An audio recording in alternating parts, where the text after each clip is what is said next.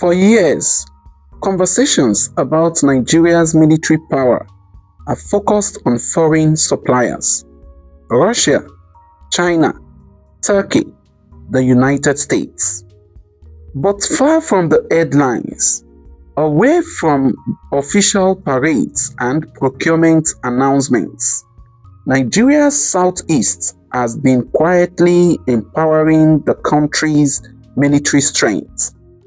Not through noise, not through propaganda, but through engineering, manufacturing, and indigenous innovation. This is the story rarely told. The southeast of Nigeria is known for commerce, industry, and technical ingenuity.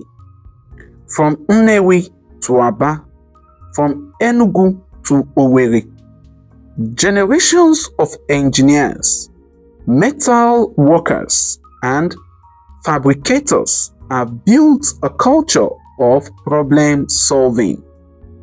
When Nigeria needed vehicles that could survive rough terrain, when security agencies needed durable platforms, the Southeast was already building them. This brings us to discussing the Innoson, from civilian roads to military operations. Innoson vehicles covers it all. One of the most visible contributions comes from Innoson vehicle manufacturing in Anambra State. While many know Innoson for buses and cars, fewer Nigerians realize that Innoson produces military patrol trucks, logistics vehicles, troop-carrying platforms. These vehicles are used by the Nigerian Army, the police, civil defense, and other security agencies. Built for rugged Nigerian conditions, they reduce reliance on imports and keep maintenance local. This is military strength without foreign dependency. Thirdly, let's discuss Aba and Nnewi, where armor is quietly built. Beyond major factories, the Southeast's real power lies in its industrial clusters. In Aba and Nnewi, workshops fabricate armored vehicle bodies, reinforced steel frames, bullet-resistant modifications. Some of these vehicles never appear in the news. Some operate under strict confidentiality, but their presence in internal security operations reveals a deeper truth. Nigeria does not lack the ability to build military hardware. It lacks recognition and structured integration. Fourthly, let's discuss metal, steel, and ammunition support from the Southeast.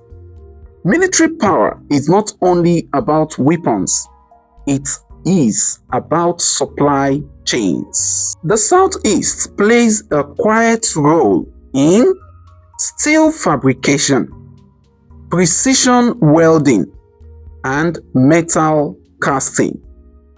Components produced in the region contribute to vehicle armor plating, weapon mounts, and ammunition casings.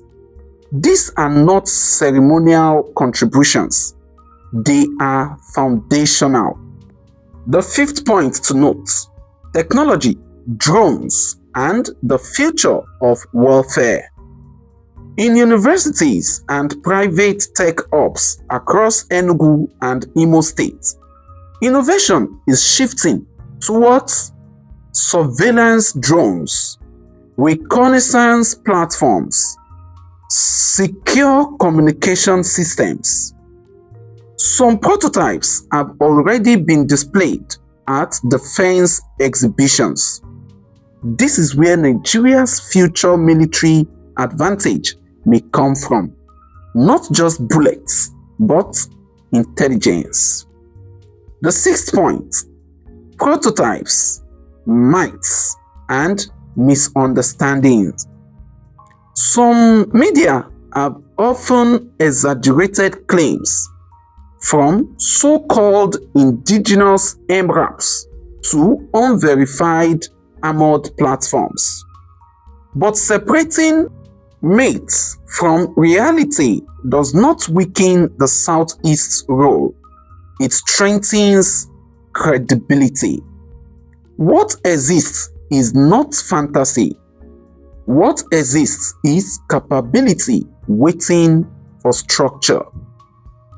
Seventh point: why this matters to Nigeria's national security.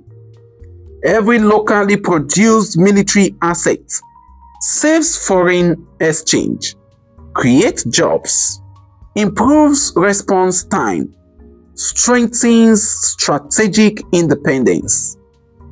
Countries that win modern conflicts are not those that import the most weapons, but those that control their own production. In conclusion, Nigeria's military strength is not built only in foreign factories.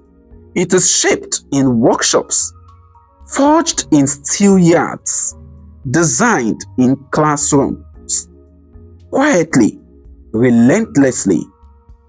And much of it comes from the Southeast. The question is no longer whether the capability exists. The real question is, will Nigeria fully harness it? Time shall tell.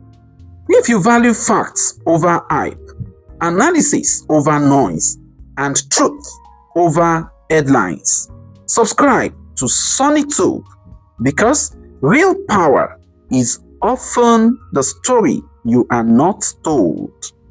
God bless you. God bless our nation. God bless the world. Shalom.